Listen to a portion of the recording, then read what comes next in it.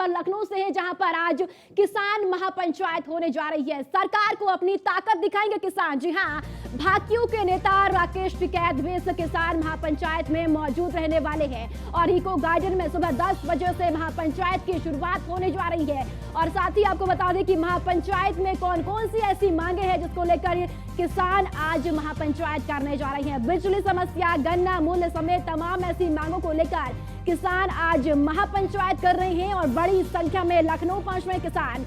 Eco garden पर सुरक्षा के भी पुख्ता इंतजाम किए गए हैं। तो यह जानकारी लखनऊ से आपको बता रही है, जहां पर किसान महापंचायत हो। बीच आपको बता दें कि भाकियू के नेता राकेश टिकैत भी इस महापंचायत में शामिल होने जा रही हो। तमाम ऐसी मांगे हैं जो कि किसानों की है, गन्ना मूल्य हो या किसानों की समस्याएं हो, तो उन तमाम मांगों को लेकर इस महापंचायत में आह्वान किया जाएगा। लगातार सरकार से किसान महापंचायत का आह्वान कर रही हो। सुरक्षा व्यवस्था के भी पुख्ता इंतजाम देखने को लखनऊ में मिल रहे हैं। तो भाकियू नेता राकेश टिकैत भी इस महापंचायत में मौजूद रहने वाले हैं।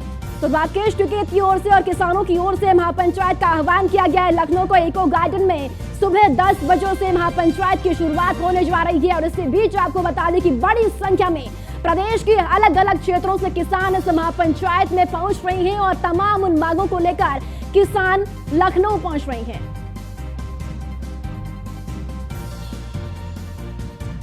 और इसी खबर पर ज्यादा जानकारी के साथ लखनऊ से हमारे संवाददाता अश्विनी द्विवेदी ज्यादा जानकारी के साथ जुड़ चुके हैं। अश्विनी, क्या कुछ जानकारी है? महापंचायत का आह्वान किसानों की तरफ से किया गया है और मुख्य मांगे क्या कुछ है किसानों की?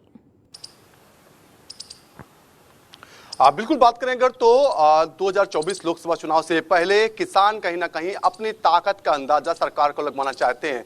हालांकि मुद्दे कई सारे हैं। किसानों का कहना है बिजली आए उसकी व्यवस्था ठीक नहीं है, साथ ही साथ गन्ने की खरीद की व्यवस्था वो ठीक नहीं है, समय भुगतान नहीं हो रहा है। इसके अलावा तमाम आरोप आने लगाए जा रहे हैं कि आवारा पशु से जानवरों जो फसलें हैं उनका नुकसान हो रहा है। तमाम एक लंबी लिस्ट है जो किसान लेकर के अपनी मांगों को लेकर लखनऊ पहुंचे हैं। आज एक महापंचायत करने 10 बजे महापंचायत शुरू होगी, जिसमें भारतीय किसान यूनियन है उसके राष्ट्रीय प्रवक्ता राकेश टिकैत मौजूद रहेंगे, जो कहीं ना कहीं किसानों के एक तरीके से आइकॉन बन चुके हैं, किसानों का चेहरा बन चुके हैं। बड़ी संख्या में पूरे प्रदेश भर से किसान यहां पर पहुंचेंगे और कहीं ना कहीं सरकार को आगाह करने की कोशिश करेंगे, क्योंकि किसान वोट बैंक एक बड़ा वोट बैंक है, पूरे प्रदेश में बड़ा वोट करता है। तो ऐसे में कहीं ना कहीं किसानों की समस्याओं को लेकर के कहीं ना कहीं अब किसान यूनियन जो है वो तेज सक्रिय हो चुकी है और कहीं ना कहीं सरकार से एक तरीके से सौदेबाजी करना चाहती है, क्योंकि सरकार से जब चुनावी माहौल है उस दौरान अपनी बात रखेंगे तो निश्चित तौर पर सरकार भी तत्काल प्रभाव से उन मांगों को मानेगी।